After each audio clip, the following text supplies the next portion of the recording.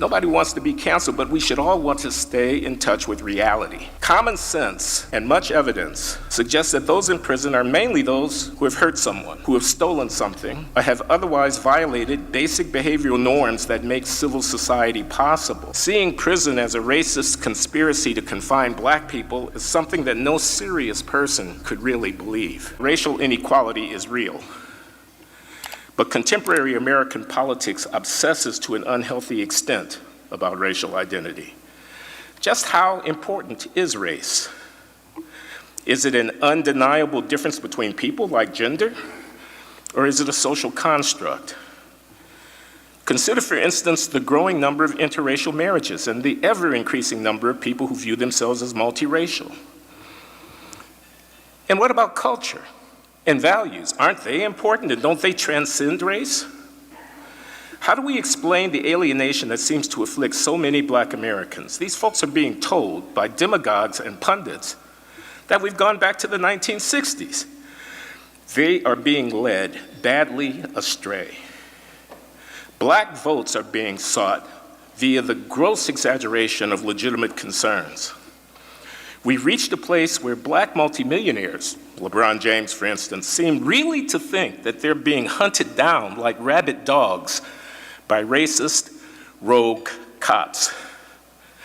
Demonstrable facts seem insufficient to stop such false narratives. That is why it is so important that people like me speak out in defense of the truth.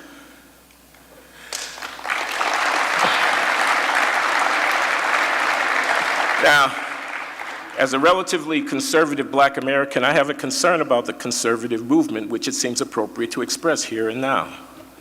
It is troubling that conservatives as a whole make generic colorblind claims about America of the sort that allow them to remain altogether silent on the issue of race.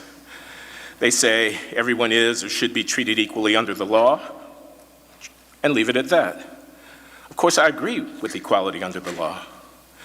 But what should all of us who nominally call ourselves conservatives be saying about race in America? Is it enough for us to agree that the constitutional framework is adequate in order to solve the problems that remain? Many conservatives would say yes. But for many, a defense of the constitutional framework allows them to go back to business as usual on the question of race. This is just not good enough. Substantively or rhetorically. It's not enough substantively because it allows conservatives to ignore very real problems in black America, which is to say real problems in America. And indeed, very real problems of the least among us of every racial group.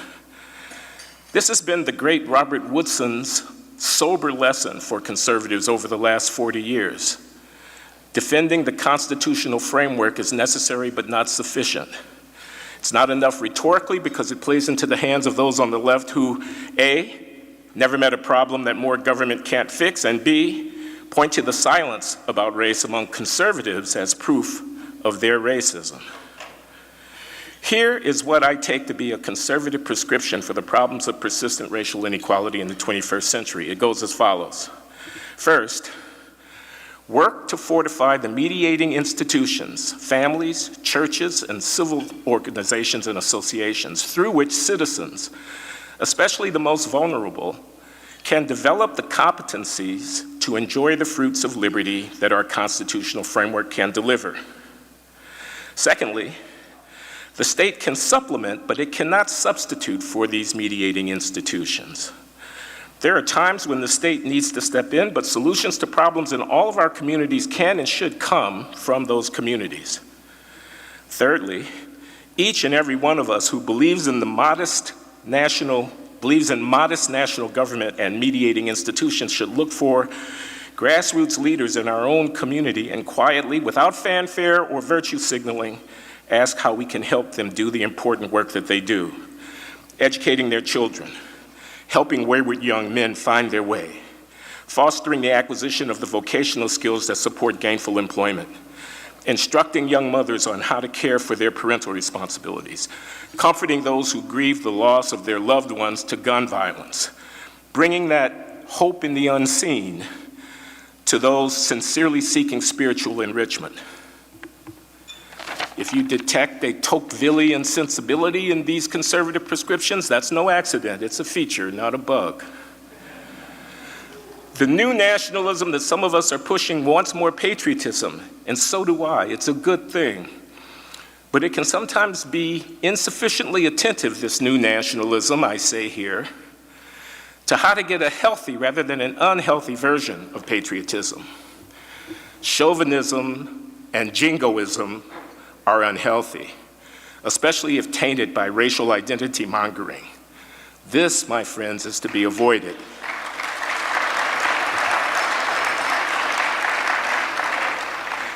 I hope to contribute to that goal in these remarks. Here's an unspeakable truth. Socially mediated behavioral issues lie at the root of today's racial inequality problem. They are real, and they must be faced squarely to grasp why racial disparities persist. This is a painful necessity. Downplaying such racial behavioral disparities is actually a bluff. Anti-racism activists on the left of American politics who claim that white supremacy, implicit bias, and old-fashioned anti-black racism are sufficient to account for black disadvantage, those making such arguments are in effect daring you to disagree with them. They're threatening to cancel you if you don't accept their account. You must be a racist, one who thinks something is intrinsically wrong with black people, if you don't attribute pathological behavior among us to systemic injustice. You must think blacks are inferior, for how else could one explain the disparities? In calling their bluff, one risks being convicted of the offense of blaming the victim. But I tell you, this is a dare. It's a debater's trick. At the end of the day, what are those folks saying when they declare that mass incarceration, so-called, is racism? That the high number of blacks in jails is self-evidently a sign of racial antipathy? To respond, no, it's primarily a sign of antisocial behavior by some criminals who happen to be black. One risks being dismissed as a moral reprobate. This is so even if the speaker is black. Just ask Justice Thomas. Nobody wants to be canceled, but we should all want to stay in touch with reality. Common sense and much evidence suggests that those in prison are mainly those who have hurt someone, who have stolen something, or have otherwise violated basic behavioral norms that make civil society possible. Seeing prison as a racist conspiracy to confine black people is something that no serious person could really believe.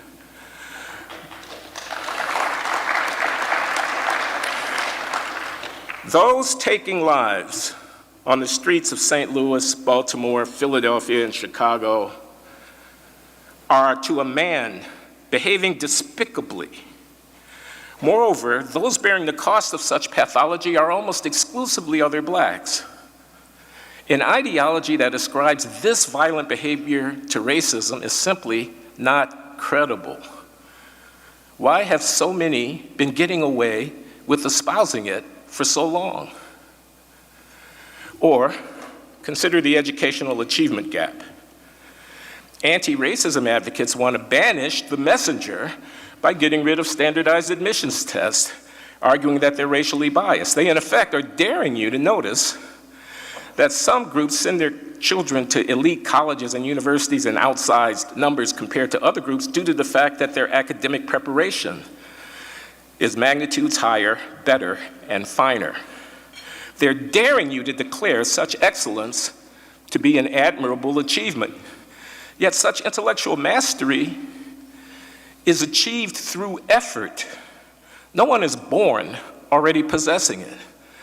So why are some youngsters acquiring these skills and others not? That's a deep and interesting question, one which I'm prepared to entertain at length. But the simple retort, racism, is laughable, as if such disparities have nothing to do with behavior, with cultural patterns, with what peer groups value, with how people spend their time, or with what they identify as being critical to their own self-respect. Anyone who actually believes that nonsense is a fool. Nor could any sensible person actually believe that 70% of African American babies being born to a woman without a husband is A, a good thing, or B, due to anti-black racism. People will say it, they don't believe it, they're bluffing. They're daring you to observe this truth, that the 21st century failures of African Americans to take full advantage of the opportunities created by the 20th century's revolution of civil rights are palpable and damning.